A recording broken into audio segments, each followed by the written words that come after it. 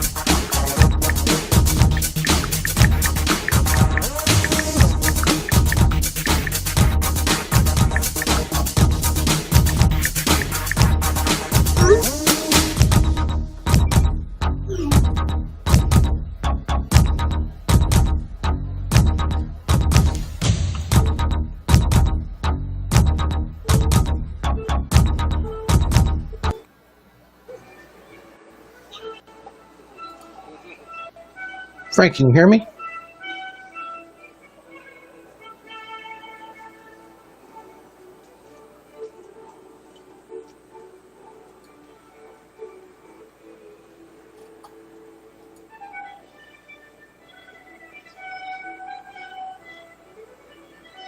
Well, that looks right.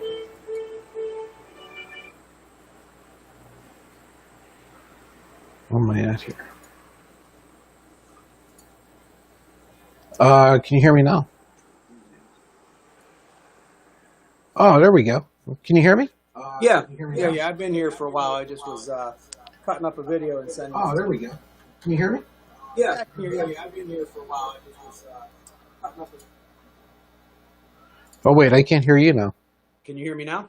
Oh, yep, we're good. Okay. Yeah. I'm sorry, Frank. I'm trying new software. I should have told you ahead of time, but I actually like this better because at least you'll be able to see the chat now. Yeah, that'd be great. I was cutting up a video and sending it to the kid that I went to his wedding this weekend. His little girl, 2-year-old girl, was the flower girl, and she was coming down the walkway, and she stopped right by me, and she looked up and saw her dad, and she's like, "Daddy!" And she dropped the basket and ran to him and jumped in his arms, and I was like, I got that perfectly on video for him because the daddy came out right as she was standing next to me, so.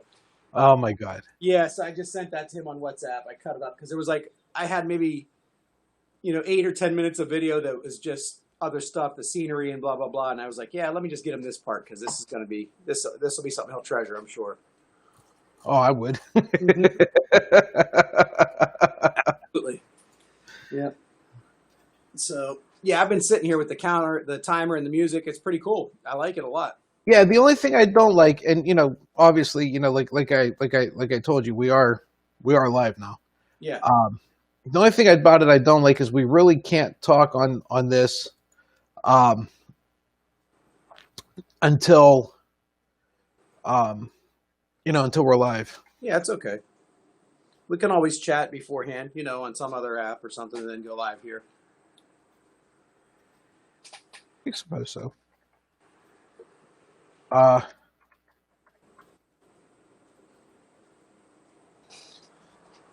So both of us have new setups. While I'm at home, I'm actually in the room that I set up for my son's school, so that his PA cyber situation is all situated and easy to navigate.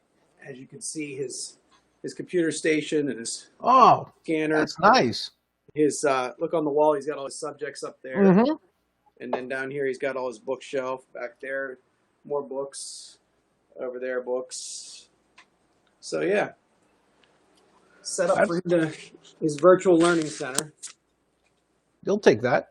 Yeah. It's better in my office. Better than mine, too. I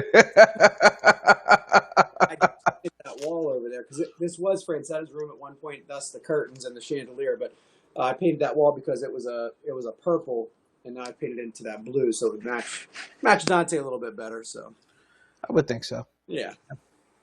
No, it's nice. I like it.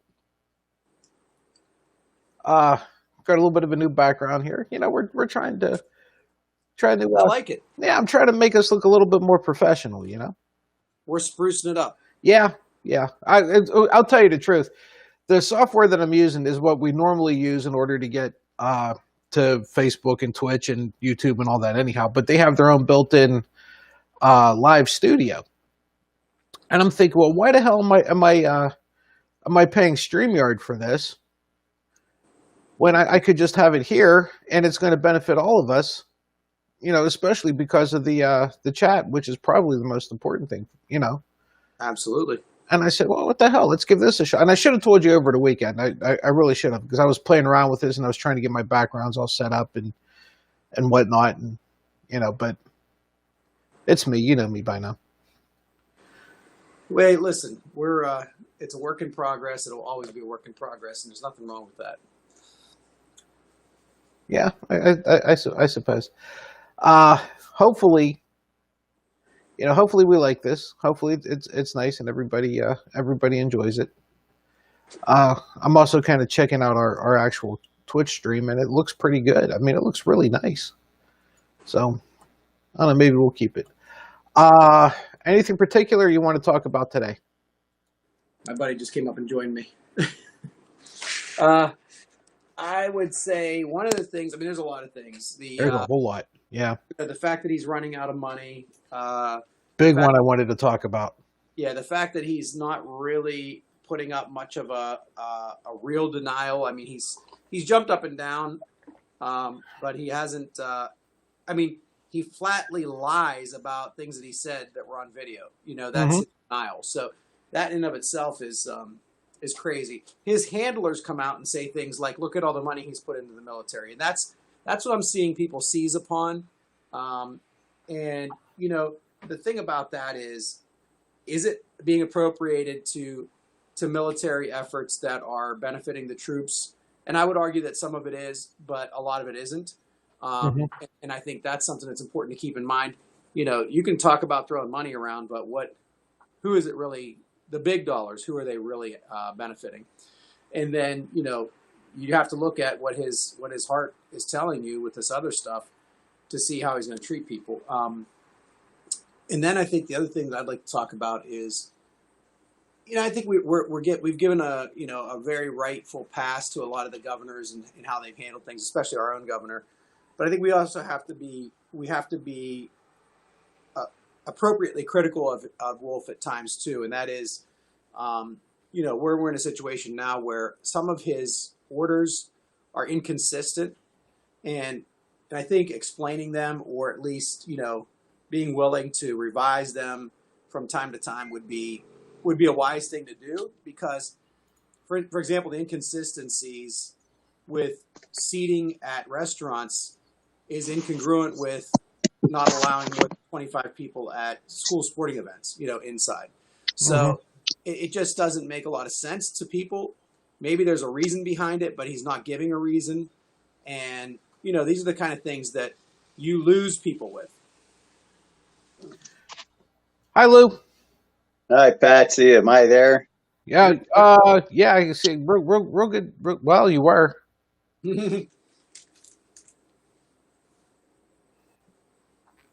We probably should tell him we're live, huh? Might want to text him. Yeah. Well, you know what? Hey, Lou, by the way, we're live.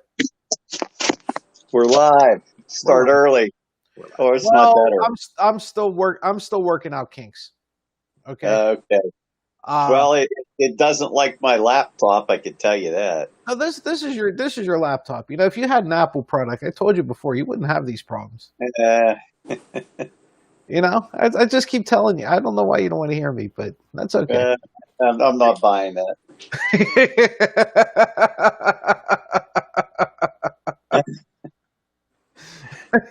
All right, fair enough.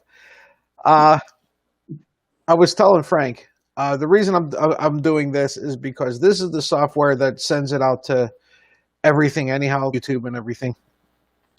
So I wanted to give this a shot for two reasons. Number one, it will allow you to see the chat as well, so it's not just me who can see it. You guys can see it too. And number one, since I have access to this anyhow, why would I pay StreamYard, which is basically what I was doing in order, which was the old software we were using. So I wanted to give this a shot and see how it went, what you guys think, and basically just give it a trial run and see if you guys notice a difference or if you like the other one better, or anything. I usually don't get too excited over stuff like this, but I'm telling you right now, I really dig this. I'm really liking this right off the bat. So Good. Hopefully my initial reactions to this will hold up because I'm really digging it. Frank, Lou, what do you think? Do you care or? Well, it looks the same. Well, it's a little different. It's the a little chat bit. is ready. The chat is ready to display messages. Okay. Yeah, see that? Yeah, so I mean, that was really the big thing. That was the one thing I wanted you guys to have access to, right? And sometimes we get a bunch of chatters. Sometimes we have somebody who really digs Lou.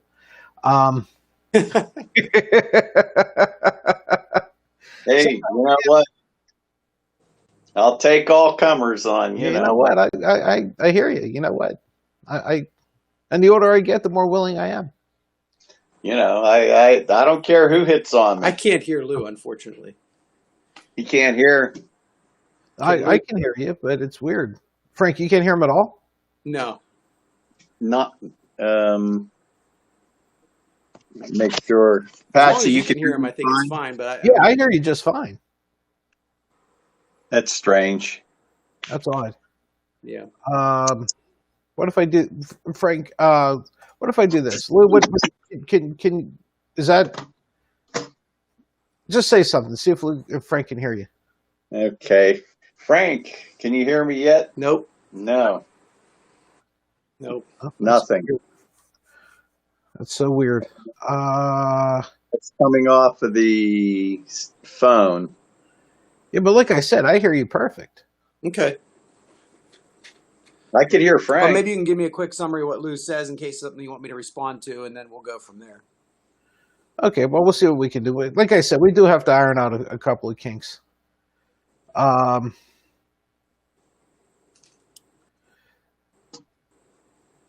First things first. It's starting to look like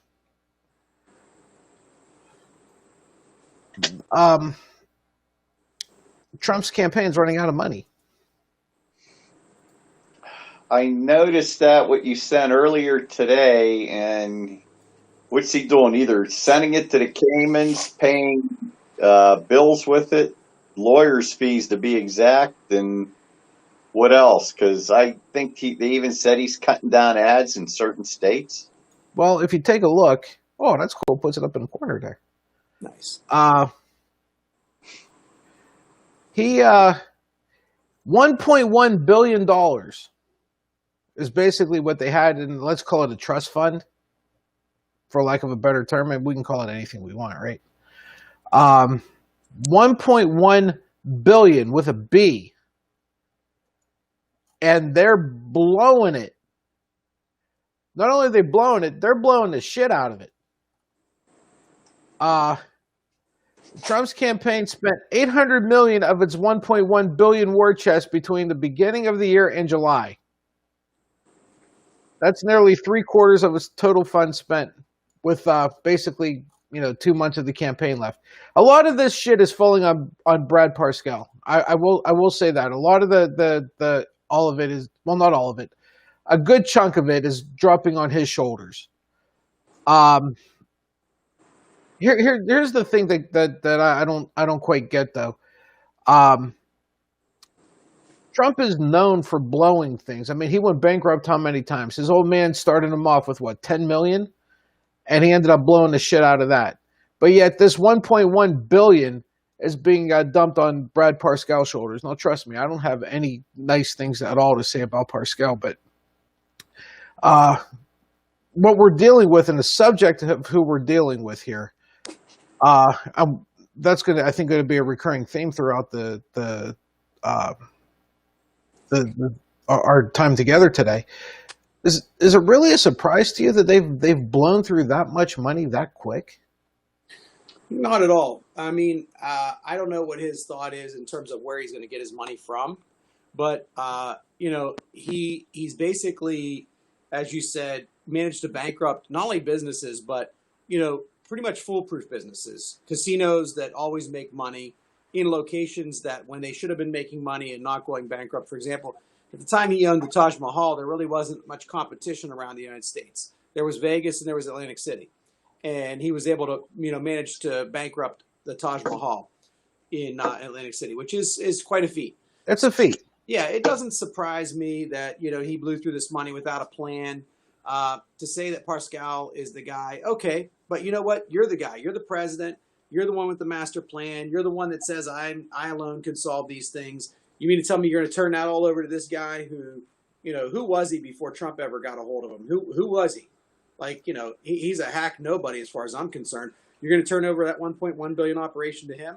Well, then that just shows me how much of an idiot you are if you're going to do that. So it still comes back to him. It still comes back to Trump. Because even if you're saying that this manager, this guy that was my campaign manager, he's the one that blew it, well, then you're an idiot for putting him in charge. Sorry, but you did. And then where does he think he's going to get the next set of funds from? He claims today, according to some news sources, he'll just fund it himself with his own money. Yeah, right. He doesn't have any money. Good luck with that. Lou, do you think that this Brad Parscale, do you think he was punching over his way out of his league in 2016, and he just got lucky? I think that's pretty much what it is. What's it say? He's a American digital consultant and political advisor. I mean, what's he, the male version of Hope Hicks? What was she, a wedding planner in the right place at the right time? Except she's a little more savvy than him, apparently. Well, if he'd hung a little bit more time with her, maybe it'd have rubbed off a little bit. I'm sorry, Frank. And just what you love to see the money trail on this, because wasn't all of the kids and their girlfriends and spouses getting paid about $200,000 a month out of this campaign money too, as consultants or advisors? Well, yeah, and the thing is, well, come on. I mean, you got grifters all over the place. This is what grifters do, right? The thing that gets me, and I don't know if we have an article for it. I was kind of hoping we did, and I thought that we may have put one up in the Discord group, but I don't think we did. He's basically shifting. And by he, I mean Trump. I mean his campaign. He's shifting from television to online. Now he made basically Facebook won him the election, okay? Because he was able to sway just enough people who look at something Uncle Joe posts on Facebook as actual fact, and he got his way, and he ends up getting in. This time he seems to be not hitting Facebook as hard, although they're still running a whole fuck ton of campaigns. Ads, I guess, but he's really starting to hit YouTube a lot. Okay, so they shifted to YouTube. Now I'll go out on a limb and say that is a result of whoever took over for Parscale, right? They decided that they're going to go with YouTube instead of Facebook. I'm not so sure that's such a great idea, since people like me, we actually pay the subscription price to YouTube, so we don't see ads, right? I don't see an ad on YouTube. Okay. I wonder if that's such a great idea. Lou, I'll start with you first this time. Do you think that it's going to? Do you think that has a positive or negative effect on the amount of people he's going to try to influence, because my argument is the people that he wants to influence are on Facebook. They're not necessarily on YouTube. No, I go on YouTube quite a bit because I check out new music and stuff, and I see a lot of those ads. Most of them are forced 15-second ads. Some, if they're longer, you could get out of them after 5 seconds because I'm too cheap to pay the subscription. Well, you know, But you do have to sit there for at least 15 seconds. That seems to be the YouTube limit. It's 15 seconds you have to sit through. If it's past that, you could can it. well, Frank, do you think it's going to make a difference what platform he's on? So I do think it'll make a difference. Not necessarily. I mean, and I wish I could hear what Lou said, but maybe we could play this game of like, kind of like what's it called? The newlywed game. How much does he know about me, and how much do I know about what he's going to say? You want me to try and go? You want me to go in and out again? I think what I would It say. might not hurt, Lou. I can't hear you. Yeah. What I think I would say about this is, I think it matters in the sense that Facebook is probably more well received by the voters that are MAGA voters. As far as the YouTube subscription goes, I would guess that the MAGA folks probably don't subscribe. They probably don't pay for the paid subscription of YouTube, so it's not going to really impact them that much there. But the other thing is on YouTube, like, you got to be watching videos that are going to have an algorithm where they're going to show you that ad. And I mean, most people are going to skip the ad. Most people are going to just press skip anyway. And if they don't, they're not paying attention when the ad's going on. So I don't think it's going to win them any new voters, honestly. Here's something I found interesting. I'm going to throw this graphic up. I'm probably going to have to get rid of our logo there for a second, but I don't think it's going to hurt us any. Just taking a guess. This is the television money that these guys are spending. Okay, this came off of MSNBC, and as you can see, I took a screenshot of my television, right? Well, here you go. Now you can see it. Okay. Over the past week, this is just the past week, in battleground states, Biden dropped 2 bills, Trump 0. Florida Biden dropped 5.1, Trump 1.9, and Trump's third today, so Florida's scaring the shit out of him. Michigan, Trump laid a donut. Okay. In North Carolina, Trump 1.3, PA a donut. Trump laid a donut in PA. Yeah. Okay. 670,000 in Wisconsin, so that's almost a token. Yeah. That's almost token things. Yeah. We always say, the three of us always say, always follow the money, right? Always follow the money. That's how you know things. Dude, you're looking at 1.9, 1.3, so you're looking about let's say 4 million. Okay? Round it up. Biden spent more than that just in Florida. Yeah. More than that in PA. And let's not forget, and this is the part that I always go back to. Don't forget, during the primaries until North Carolina, Biden was broke. Yeah. He was dead balls broke. About ready to cash it in. Claiborne saved his ass. He better do something for the guy whenever he gets elected. Did I Go ahead, Lewis. Did I see something today, comment by McConnell, that they're looking to save, if things don't change with Trump immediately, they're just looking to save down ballot races at this point? Frank, are you hearing any of that?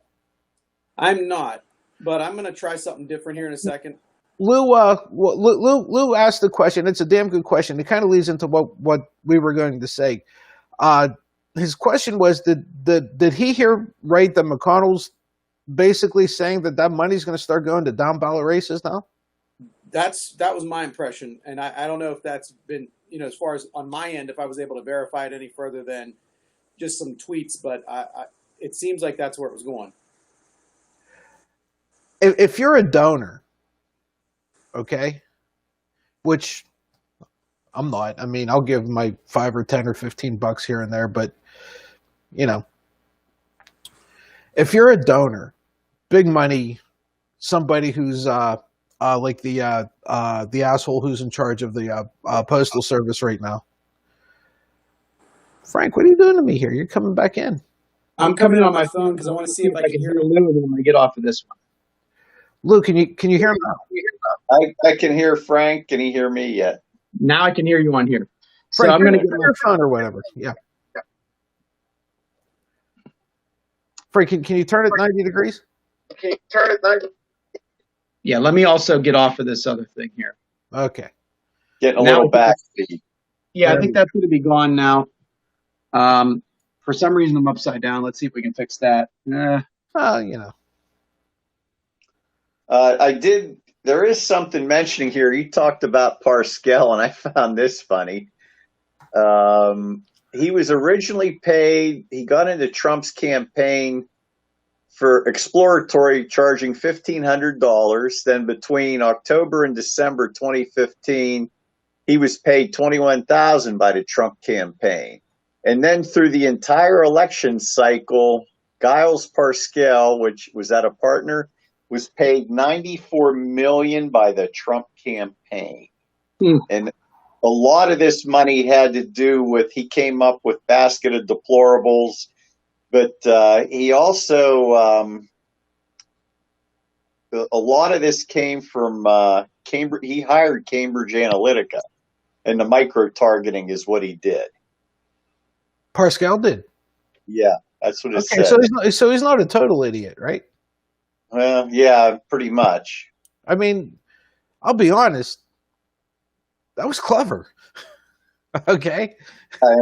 And going back, his targets were, he used employees from Facebook, Twitter, and Google.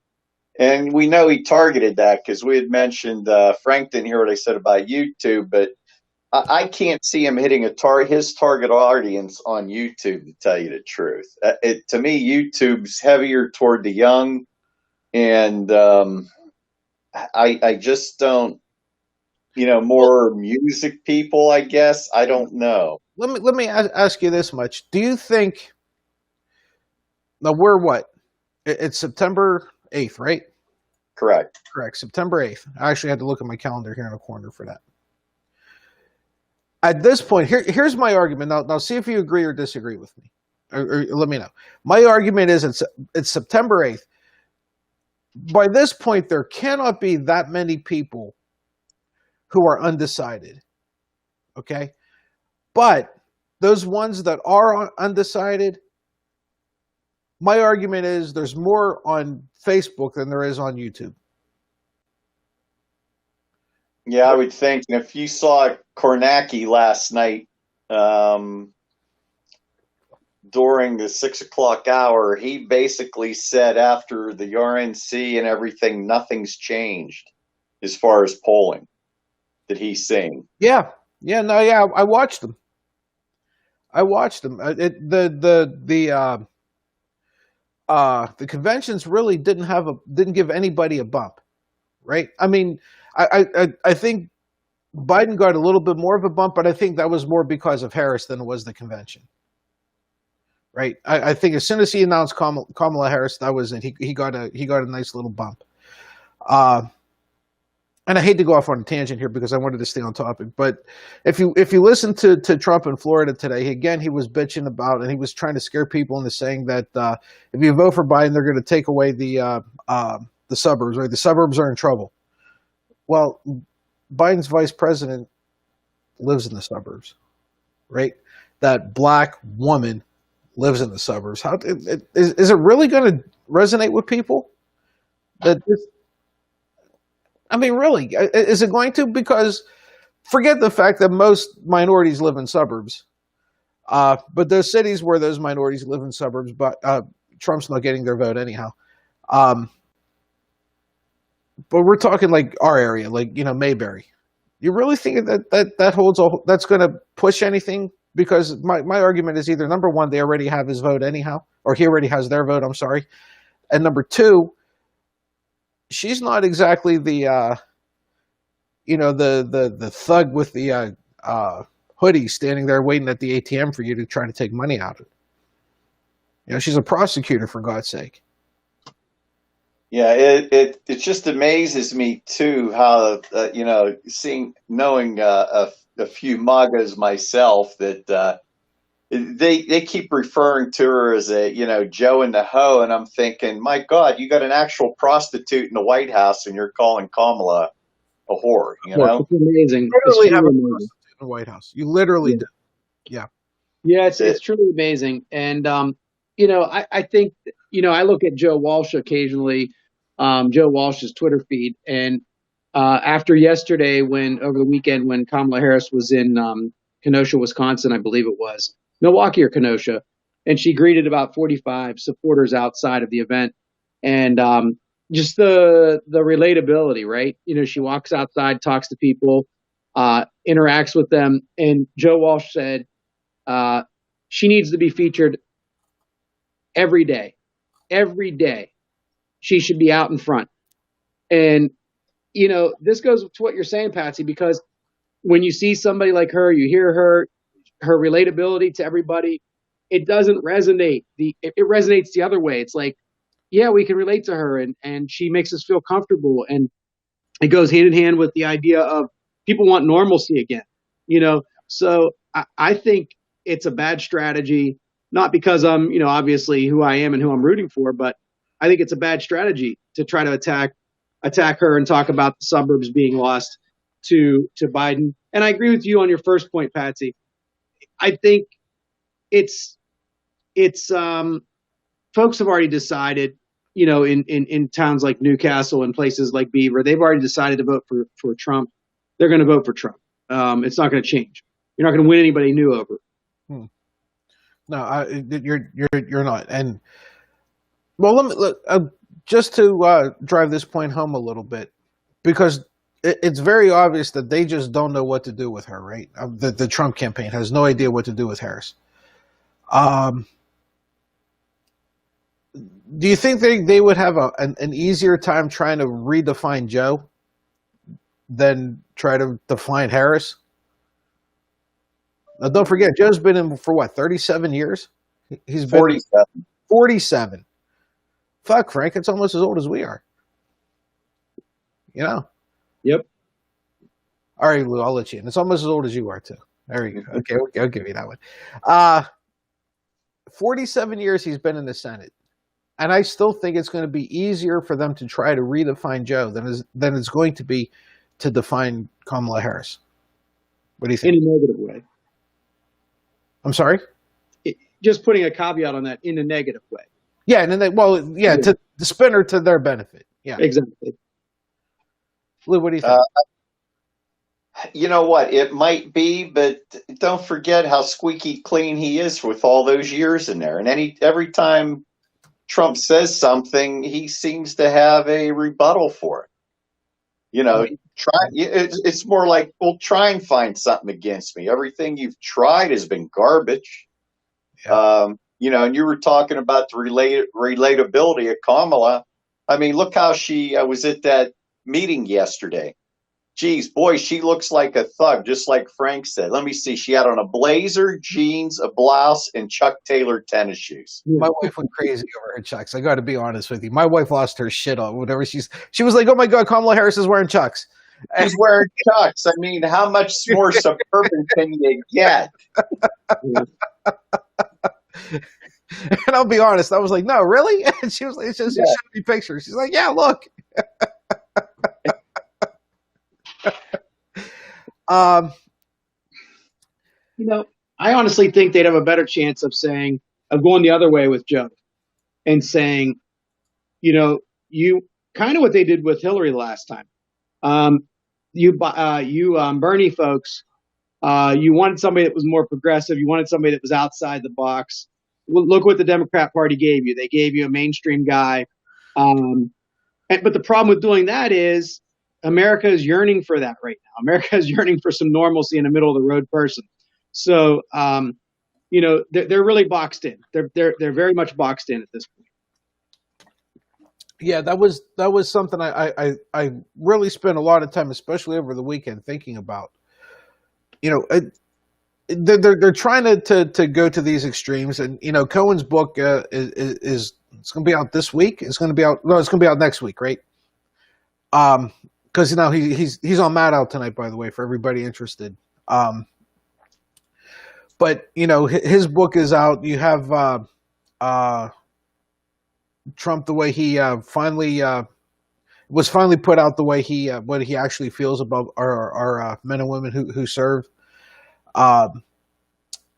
But you have this, and like I said, I was thinking about it quite a bit. I don't. Joe's basically sitting there saying, "Look, my record is what it is." It's like he's not hiding it. He's not running away from anything. He's just and everybody refers to him, and that's the one thing that keeps going. And it was the one time I told my wife, this is the one advantage that he has. No matter who you are, no matter what side of the aisle you're on, no matter how you feel about it, everybody refers to him as Joe.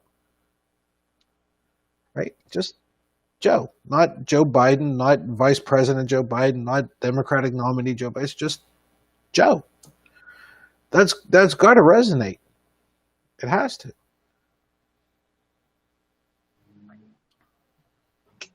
Lou, what do you think?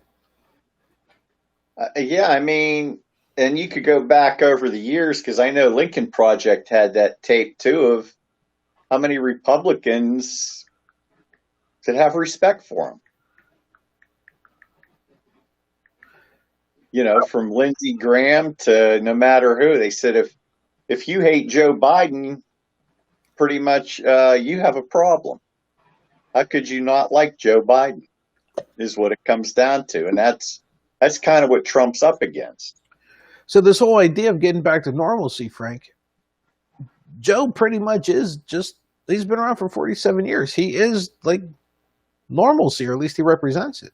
Yeah, he doesn't represent, the far left. He doesn't represent the far right. He's pretty much the guy in the middle. He may be leaning a little left, but for the most part, to me, he's a very moderate Democrat. He represented the state of Delaware for so long. Anybody that knows about Delaware, and I think most people know about Delaware. Delaware is a state that, even though it's an East Coast state, it's kind of got, probably a more laid back feel than, obviously than New York, Connecticut, and, Massachusetts.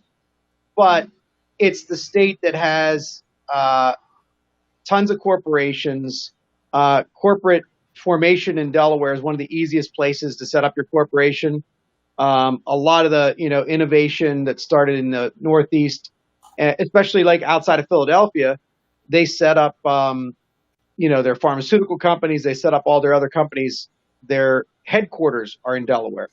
So there's a reason for that. There's a lot of shielding of liability in Delaware. So when you think about that, it's business friendly. Okay. And that's the point I'm making. And if you're going to try to attack somebody who cut his teeth in a business friendly state for being some kind of radical, it's not going to land. It's just not going to land. No, it's not. Interesting segue into that. Where you have this idea of third party voters are backing Biden 2-1.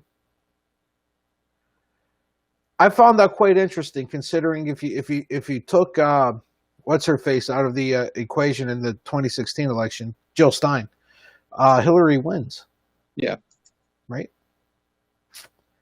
And now those same third party voters, which, I mean, I'm sorry, you're just wasting your vote, but that's another argument for another time. They're going to Biden 2-1. You think it matters, Lou? Yeah. Pennsylvania was 70,000 votes. What was Jill Stein's number in Pennsylvania? She got 1%, I want to say. And 70,000 is less than 1%. Well, yeah. Now she swung the election here. Yep. You think it matters? Absolutely. There's no doubt. There is no doubt. And I think that, we've talked about the cumulative effect of things, the military voters, the elderly voters, the independent voters, and even the religious voters. And the cumulative effect of all these things is going to make a difference. And I would say that every one of them is needed. So absolutely, that it will make a difference. Here's Pennsylvania right here. Well, right. Trump won PA by 44,000 votes. There's 196,000 Johnson-Stein voters. There you go. There you go. Look at Michigan. Four times as many as what was needed to swing the election. Here's Michigan, right? Here's Wisconsin. Wisconsin was crazy low, wasn't it? It was like 10,000 or something. Yeah. There you go. I can't see the fine print, but yeah, because I'm looking on my phone, so I can't see that. But you have to just tell me. But Wisconsin, Trump won Wisconsin by 22,000 votes. There you go. And the combined Johnson-Stein total was 137,000. Okay. Six times. So no matter how you look at it, Stein was. Well, let's be honest. Stein was responsible for. Well, I don't want. That's not true. Hillary has to shoulder a lot of blame for losing the election. Go to fucking Wisconsin. Go to Michigan. Go to PA. She didn't do any of that. But at the end of the day, that number of votes put Trump over the edge. It did. Now he has.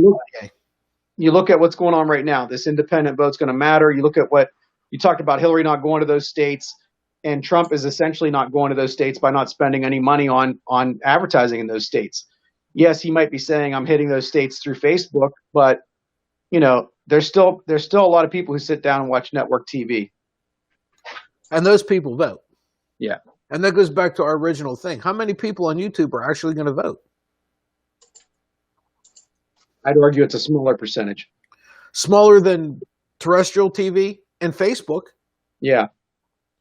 Lou? I agree. There's a lot of young kids on there that can't vote. A lot that can't, and let's be honest, a lot that just aren't going to. Right. Right. I mean, I'm sorry, they're just not. I see it every day, and I see kids. To me, anybody under 50 is a kid, right? So I see kids all the time who really feel that their vote doesn't matter, just doesn't matter. I'll tell you a story. There was a race here in Mayberry, and Lou would know who they are. He was for supervisor, and his uncle's a well-known. He owns a construction company out here. Okay, Lou. Yep. Okay. And my Lisa and I went to vote, and we voted for whoever the hell it was. My in-laws go to vote. This was at the time, Lou, where we were all voting up at the township building, okay? And this guy that won supervisor won by one vote. Whenever my in-laws went to vote, my father-in-law went in and voted. My mother-in-law stayed in the car. She would not have voted for him. Trust me when I tell you, she would not have voted for him. And he won by one vote. Wow. That's how important your vote is. Don't let anybody ever tell you different, right? And I'm not talking to you guys. You guys know that. I'm talking to people watching. Don't ever tell. You know who I'm talking about, Lou. Frank, I'll tell you off the air. Okay. But don't ever think that your vote doesn't matter, because it absolutely does. And this guy, Frank, when I tell you this guy was a disgrace, he was. He really was. But everybody who voted for him or against him knew that. Staying on our same theme, 538 has has an interesting thing out right now, and this is according to Bloomberg, right? Biden has a 71.1 chance of winning, according to 538. Guys, you know me. The 538 is the only thing I follow. Okay, that's it. and I'll be honest, the only reason I follow 538 is because basically he's an aggregate of all the other polls, right? In our Discord group today, we had Rasmussen, right, who showed Biden up in Ohio, 49-45, right? And Rasmussen's about as right leaning as Mayberry. I still get nervous when I only see 71%. Okay, I want like 91%, so I'll be able to sleep a little bit better at night. But everything's pointing toward a Biden win. Here's some of the polling that we found interesting. Right, I'm not going to read all of it. You guys can check it all out. Whenever you look at this, not a whole lot really grabs you until you start looking at obviously some of the battleground states, right? Where you're looking at Ohio. Whoa, I'm sorry, guys, my hand's a little shaky. It's a gaming mouse, guys. I'm sorry, that's how it is, right? I mean, these things were not meant to do stuff like this. Which I thought was here's another one that I found interesting, right? Where Biden has a 28.7% chance in Texas. Here's what I'm going to tell you. I don't believe that. You guys have heard me say for how long, right? Texas. I'm not completely convinced of this. Even though it is 538 and he is an aggregate. 8 weeks out, you're the incumbent. Your opponent has a 71.1% chance of winning. How comfortable are you right now, Frank? Under normal circumstances, I'd be very uncomfortable. I'd be trying to find some way, something to change the messaging to, what's going on right now with the pandemic. I would be trying to find some way to assure the public that we're going to treat people and make sure people are taken care of. Try to, spin that narrative a little bit differently. He's not touching the pandemic other than to try to say that we're going to have a vaccine. He's not trying to quell people's fears about anything. He's telling everybody that the only real polls are the ones that show him winning. So, but his actions a little bit belie that because, like you said, where is he today? He's in Florida. When you hear him talking on, his news conferences, he seems like he's crapping his pants. But here's a guy who just doesn't have a strategy. He flies by the seat of his pants. And either he thinks Uncle Vlad's going to come save him or, Fox News is going to save him. But, if it were any normal incumbent, if it were me, I'd be finding some way to spin this narrative real hard and sending a message to the American people that during a pandemic, you need to keep me in place because I know what you need. We may have stumbled a few times, but we're on the right track. And here's why. And I'd be putting people out front saying why we're going to head in the right direction. But he's got no capacity to do that. Lou, do you think these guys are running scared? They are, and I agree with Frank. He does not have the capacity to admit he made a mistake and will not rectify it. And the only reason it's 71.1% is because of the damn Electoral College. Yep.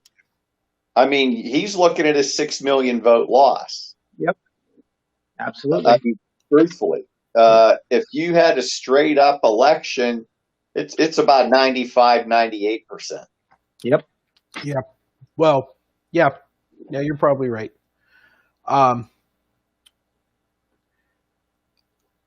I got to get this in, guys, and I'm kind of bouncing around a little bit, but I got to get this in. Did you see? There's not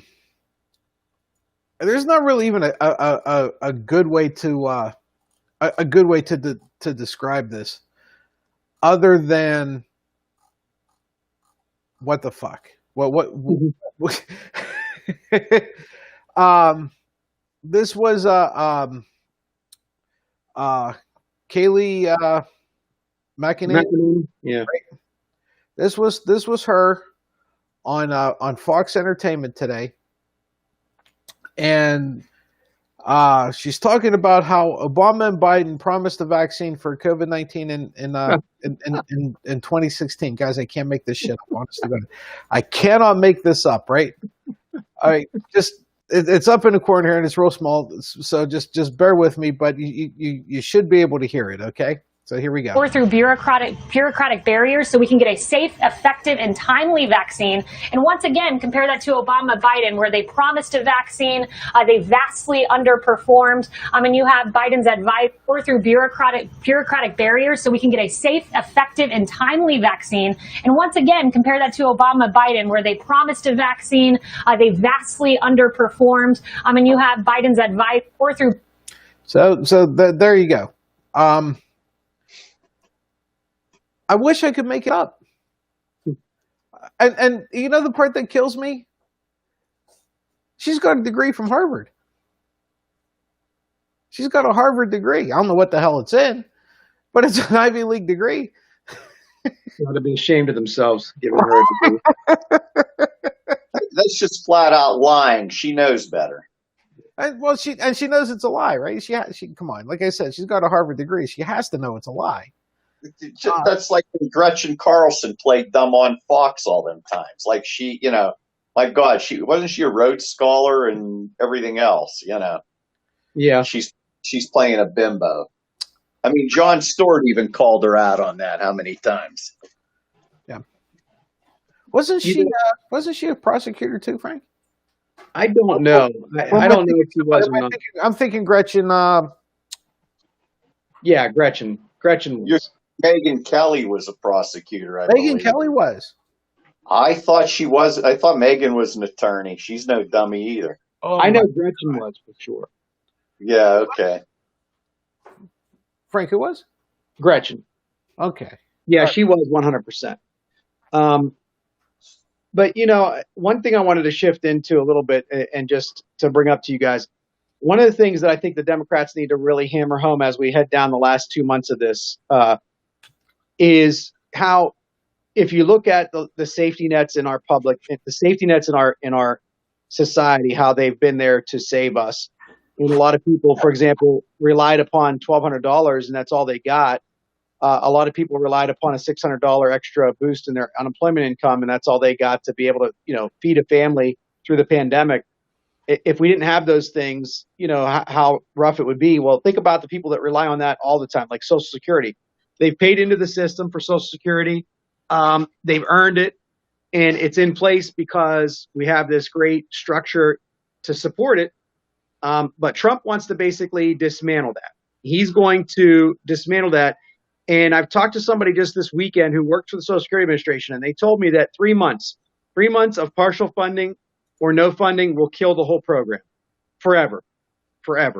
So if he gets his way and he diverts money, a significant portion of the money for even just 3 months, the people who rely upon Social Security will not get Social Security anymore. And I think people need to understand that. And it's not just the people that are getting it. And they need to understand that, though, but it's also the businesses. Think about all the businesses in Newcastle that rely upon people that walk in the door with their Social Security money and buy groceries and buy items for their household. The whole social fabric in towns like Newcastle would basically collapse. I'm telling you right now, it would. Well, the economic fabric would collapse. There's no financial base anymore. Right. This is an old community. Yeah. Lou, I mean, our corner of the world, Mayberry here, may collapse. When you think about let's take the average age in this county compared to Pittsburgh, say, do you realize I'm not at the median age yet and I'm 63? And you're still not the median? No. What does that tell you? Tells you it's an old freaking county.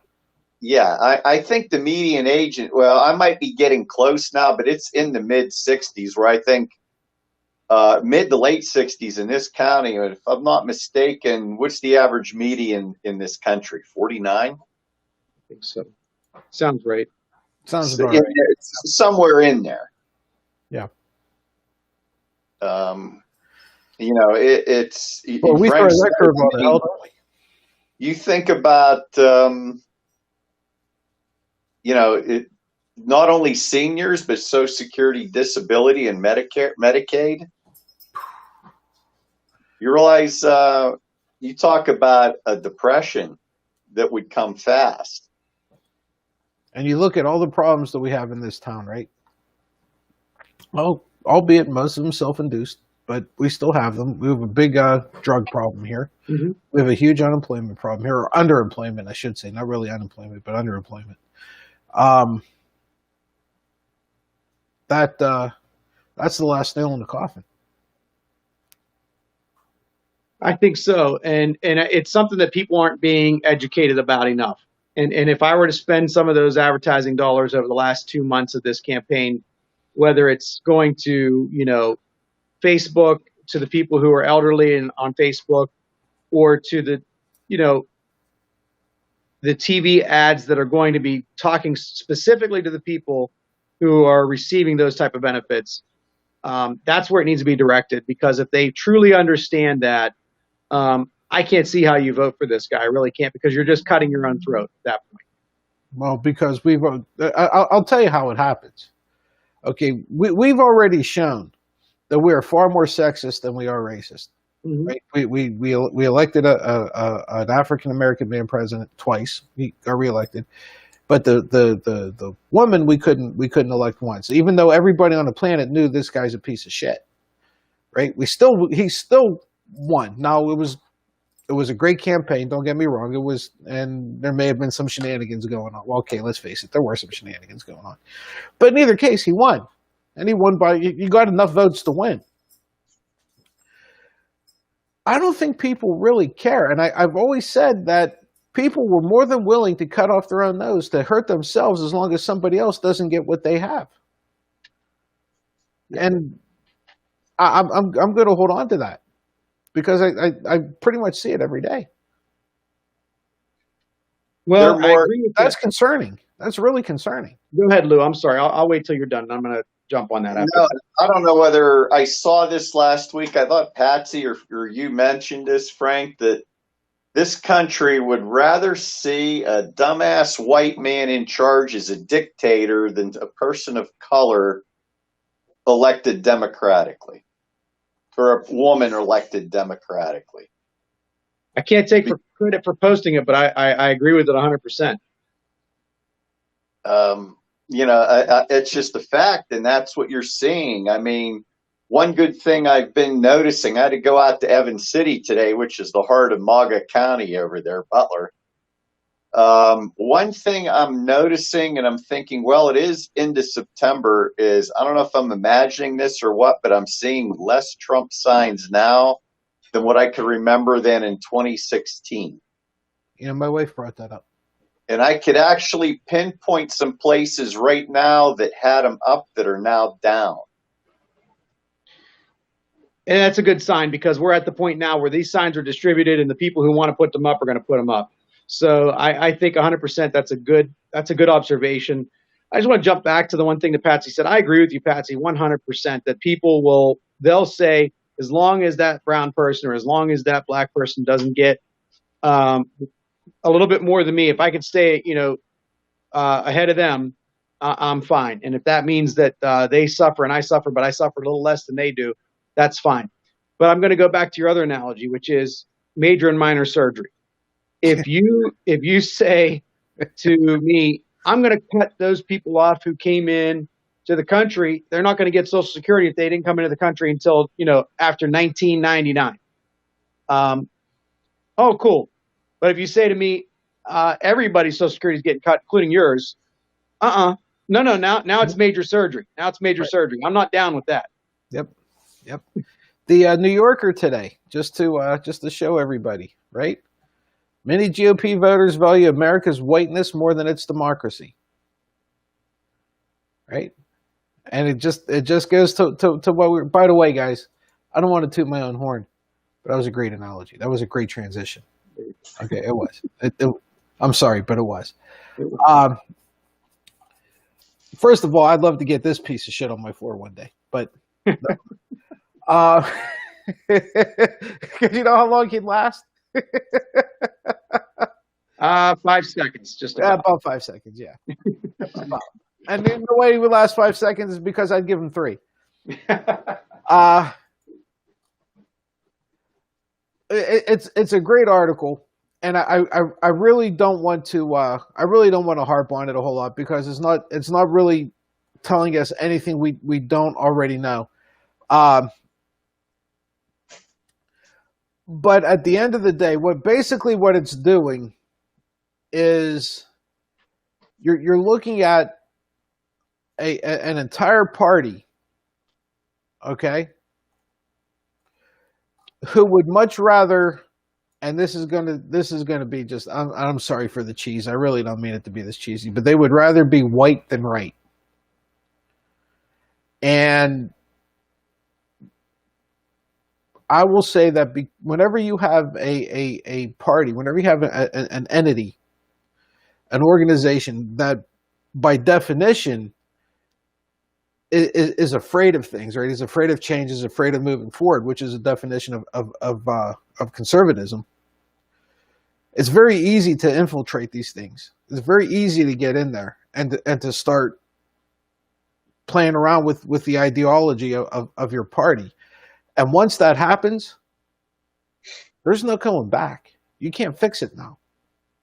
So now you have a Republican Party that is stuck with this shit. And there's no way back. There's no way out.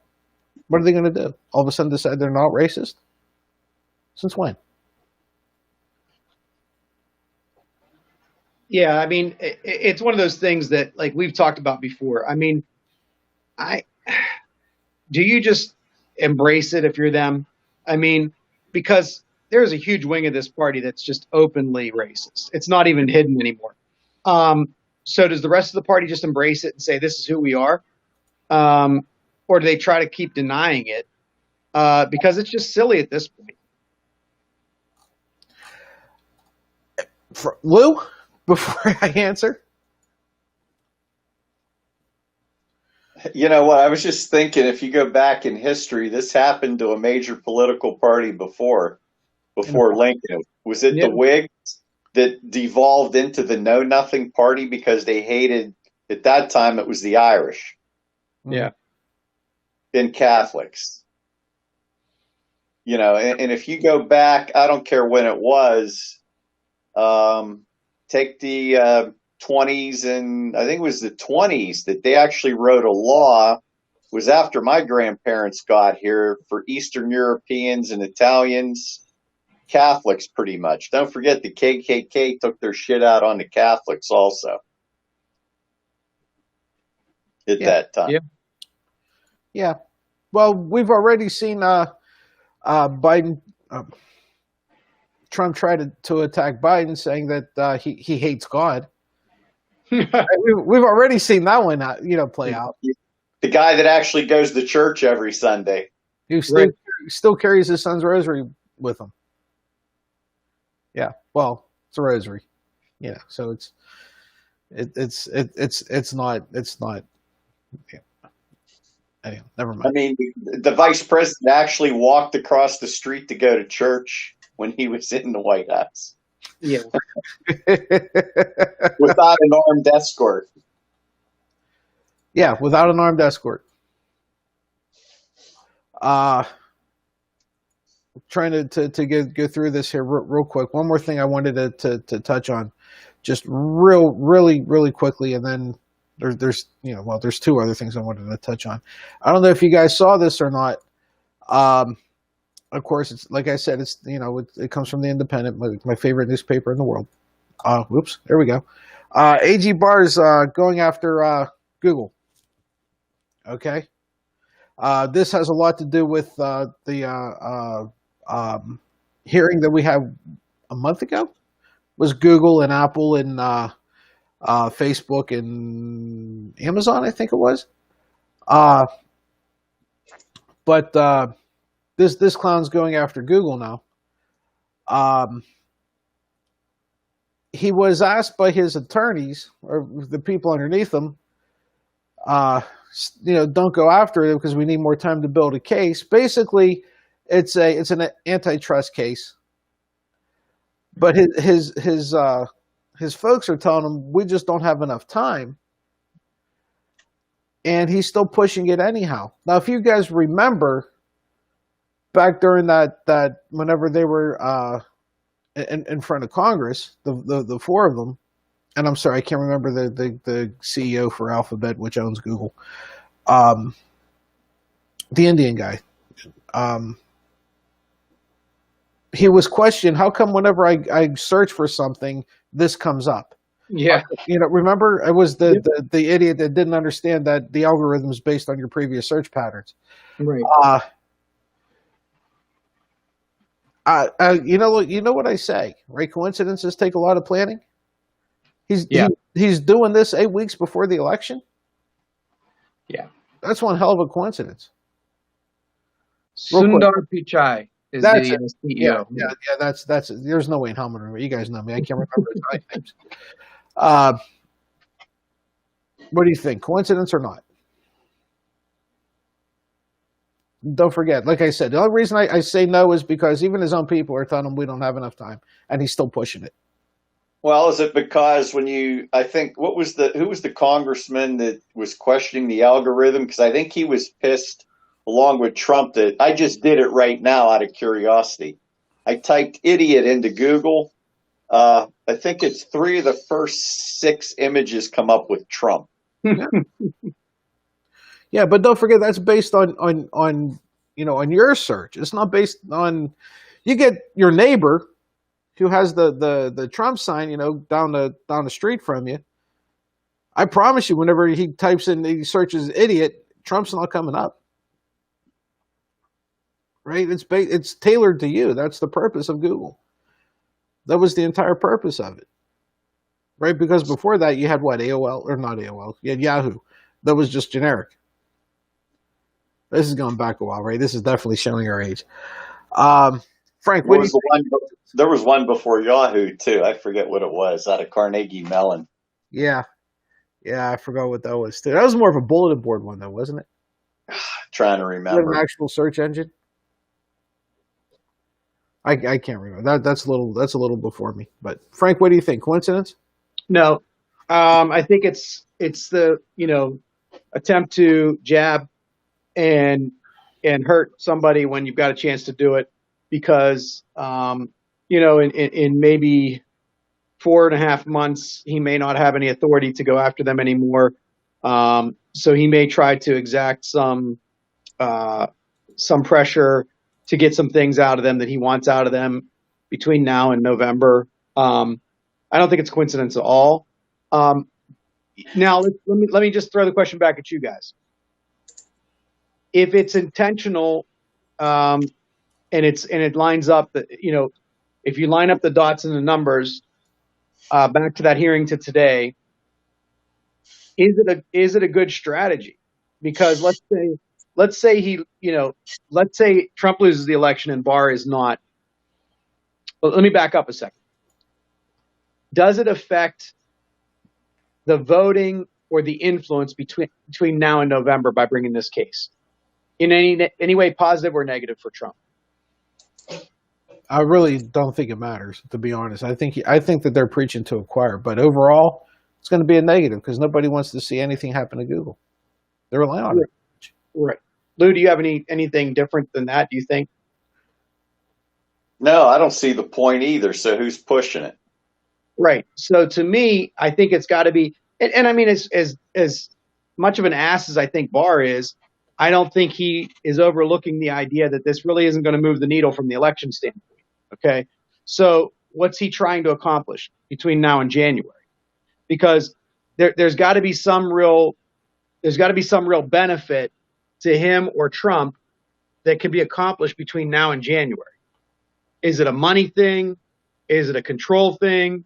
Is it, an ego thing? I don't know.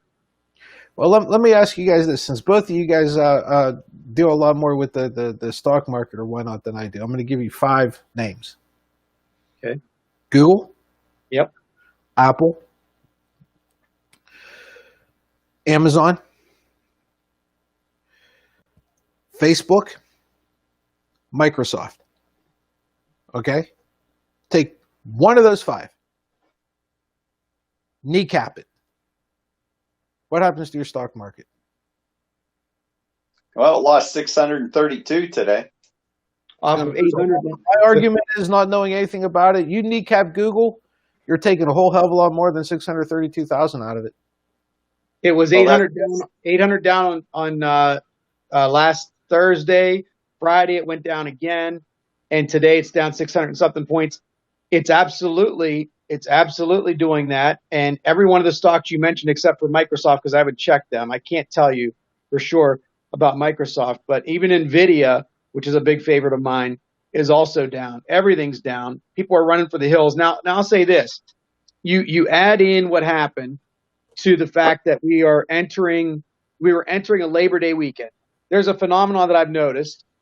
When you go into long weekends, people like to take money out of the market. It's weird. I don't know that they think they're actually going to hold the money in their pocket, but they love to take money out of the market on a long weekend, and then they like to reinvest it on Monday or Tuesday. But there was this, as you enter the fall in September, it's a lull in the stock market. Then you have bad news like you just delivered, and you have the long weekend, and we got a smash. Like a crash. It was terrible. Well, it's terrible for some people. For other people who, you might say, if I've got 20 years left to invest, I'm looking at it and saying, okay, this is pretty cool because you know what? I kind of have this pattern going where I know that this long weekend's coming, so I'm going to take half of my positions and remove them. So I took a hit, but I didn't take a 100% hit. So then on Tuesday, today, I'm looking, hey, where can I jump back in again? But that's the point that you may be making. These guys are looking at it saying, how can we make our friends richer? We're going to tell them we're going to kneecap these people. We'll tell you to time your when you get out of the stock market, and then time when you get back in. So you're more devious than I am. You know what? Something else I've been looking at too is I don't know if you paid attention to any of the stimulus and PPP and the deal for the new stimulus coming up. We know it's been sitting on McConnell's desk since May. Mm-hmm.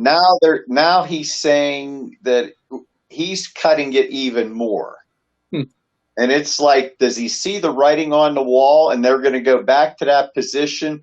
Look what the Democrats did, because he knows when the Democrats come in 2021, and if they have all three, they're going to throw a stimulus in there to build the economy back up, and then he's going to cry, look what they did to the deficit. Look at the debt this country has. The same old bullshit after they caused 90% of it as usual. Well, they're masters of marketing, dude. They have the message.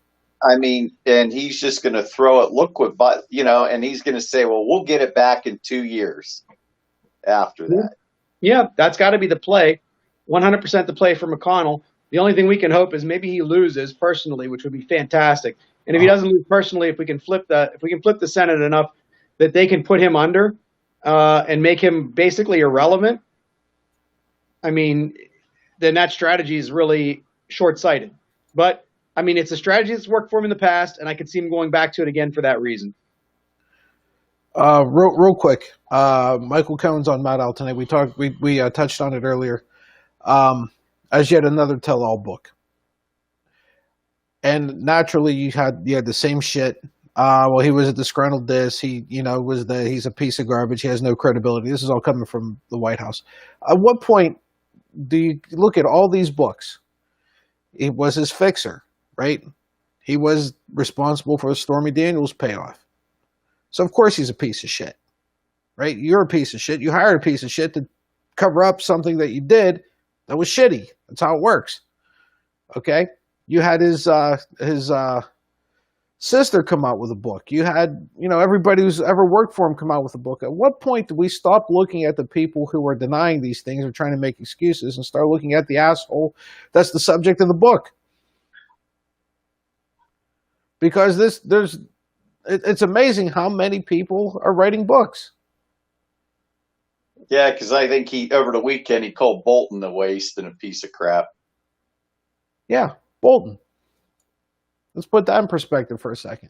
Well, Bolton had one of the greatest comments I've seen about the because he tried to say that Bolton denied that he said anything bad about the military, which was a misrepresentation or a lie. I would say specifically Bolton said, I didn't hear him say it, but he may have said it later in the day. And this is the important part. He said, importantly, I haven't heard anybody come out and say that doesn't sound like the Donald Trump I know to say something like that. Right. That was very telling, Right. And that's what I caught too. No one said that's not the Donald Trump I know. Anybody who said anything against it said, well, I didn't hear it. Right. Right. That's all. That's the only thing I've heard. Before we go, Frank, one thing I wanted to show you before we go. I want your thoughts on this. See if it's going to sway you any, okay? Okay. All right, here it is. Oh, boy. Right? Yeah. The Series S, $299, dude. That's a great price, and it's a sharp-looking console. I know you're a PlayStation guy. I get you. But what do you think? PlayStation guy. I'd like to see the controller up close. I'd like to hold the controller. Maybe at some, if I get a chance to hold on to it for a little bit and see how it feels, how it would play. I wouldn't be opposed to giving it a shot. I mean, it looks great. Yeah, and the price is great. Great price for it. Yeah. I would, but I'm a PC Master Race kind of guy, so. Yeah. Sorry. I can't get away from it. Anyhow, I wanted to throw that out there. Lou, you smacking your balls around tomorrow? Yeah, it's Wednesday. Yeah. Okay. I don't know if they put it back a day because of the holiday or not. No. It's Wednesday no matter what. Well, you know what? Frank and I are going to do our predictions for the Premier League tomorrow. Hoping you might want to watch it, see what you think. You can send us your picks. I'm going to read up on some things tonight. So I'll be ready. I'm going. I'm going Liverpool, Manchester City, and Madrid. Oh wait! Wow, okay. You know what? That's pretty good. I like it. This one should be sent out all over, and it would be a perfect. We did a lot of hate mail for that for a lot of reasons, wouldn't we? Oh my God, will we get hate mail for that? Oh my God. He said Liverpool, City, and Madrid. That's okay, if you would have put Juventus on top of that too, my son would never talk to you again. So we got to make sure we start the show off with a little bit of that tomorrow, for sure. Oh, yeah. You know what? If it was anything like last week, that's all we're going to talk about. Beautiful. Have a good day tomorrow, Lou. Enjoy your day. All right. Yeah, probably only a couple weeks left. I'm looking at the sun right now, how low it's getting, and it's only, 25-7. That's it. Yeah. Yeah. Fall's coming, brother. Fall's coming. Okay, folks, we're going to wrap this thing up. Thank you all very much for spending your time with us. We will be back tomorrow. At least two of us will be. Lou's going to be out smacking his balls around. So we'll see everybody tomorrow. Same bat time, same bat channel. Until then, everybody, goodbye, good luck, and God bless. We'll see everybody tomorrow. Bye-bye.